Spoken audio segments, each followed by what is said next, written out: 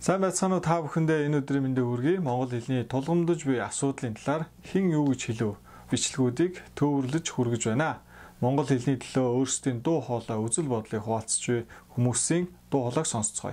Өнөөдөр яг монгол хэлний асуудал үнэхээр гамшигын өмнө тулгамдаад байгаа байхгүй.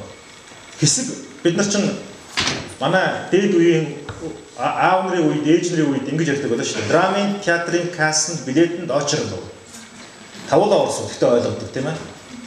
А тэнгуүтээ 90-ад он гараад эхлэнгүүт бид нар чинь нөгөө орос хэлэн саармагчаад англи хэлний орон зай гиссэн шүү дээ тийм. Hi guys, hi-fi CD shop sale зарлаач тийм үү тийм. А 2000 онд Монгол кинчийн реклам хийх гээд Rock Mangals мөнгөсөө хаах дээр ирж хахад наад юм алч яа монголчууд идэхгүй гэжсэн. 14 жилийн өмнө. Өнөөдөр цагаан сарын буусны дэргэд кинчи бол айл болгон байна шүү. Солонгосын соёлын давталгаа واخгүй юм чи. Соёлын давталгаа. Одоо бол убаа гингүүт та нар хоороо юу гэдэг бүгд хэлнэ. Нэр Мянара гэдэг бүгдээрээ мэднэ.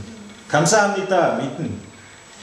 Тэр бид нар ийм болжээ. Энэ юу гэхээр бид нар нэг дэлхийн нийтийн ийм том хөгжлийг энэ глобалчлалын даяарчлалын энэ хурдцыг үгүйсгээд байгаа юм шиг. Бид нар энэ зүйлд хэд хөл алдах юм бол Америкийн индианчууд ч болчих гээд байгаа байхгүй. Америкт индианчууд таах ямар юм бэ ш? Ямар ч татваргүй бүх юм халамжийн бодлого. Өнөөдөр индиан улс төрч гэж байна уу баг. Индиан спортын од байна уу баг. Индиан гаралтай тийм нийгмийн алдартай Америк нийгэм байна уу? Өдрийн оч. Тэр монголчууд яагаад энэ бүх зүйлээ алддаг вэ гэхээр хамгийн ихний зүйл бол тэр монгол хэл юм байна. Монгол хэлээ алдах юм бол ахуйн шингэрдэг. Ахуйн шингэрх юм бол соёл нь хязгаарлагддаг. Соёл нь хязгаарлагдах юм бол сэтгэлгээ нь хумигддаг. Сэтгэлгээ нь хумигдах юм бол Монголын бахархал үгүй болдог. Монголын бахархал үгүй болгох бол хичнээн Харвард төгсөөд, хичнээн Стэнфорд төгсөөд, хичнээн том юм яриад эх орноо хөдөлгөхөд бэлэн жинхэнэ нөгөө мангасууд төрж байгаа байхгүй. Өнөөдөр Бямбан Ирэнцгийн зэндийн намнаас бид нар ярьдаг шүү. Монгол хэл соёл төр өв уламжлалаа нандин сүгэн болгон яах нь илүү монголог байж чадна гэж. Тэр нөгөө жавхлан бол биш илүү дэмжиж байгаа юм. Яг үндсэндээ бол бид нар энэ байгаа он цаг үедээ үндэсний үйлдвэрлэл гэж юу хэлээд байгаа. Монголоор ярьж үр хоочтой монголоо үлдээхийг бид нар хүсч тэмүүлэх ёстой болохоос биш. Гадаадаар халтар мултар хольж ярьснараа өнөөдөр Монголынхоо энэ язгуур энэ зүйлийг устгаад байгаагаа олж анзаараач. Үндэсний үйлдвэрлэл гэдэг бол амандаа гадаад хэл оруулахгүйгээр ярьж байгааг хүнийг ч гэсэн харахад үндэсний үйлдвэрлэгчээ л гэж харах хэрэгтэй. Төрөл хэлээрээ яг ярьдаг. Гадны хэлээр ярьдаг. Зааг байх хэрэгтэй байхгүй. Одоо сахилгатай асуудал. Зүгээр нэг ингээд гадны соёлыг шүтээд, гадны юм сайхан шиг санаад, гадны үг хэрэглээд гоё юм шиг гэж уулна шүү дээ. Өөрийгөө хохироож байгаа байхгүй эцэст.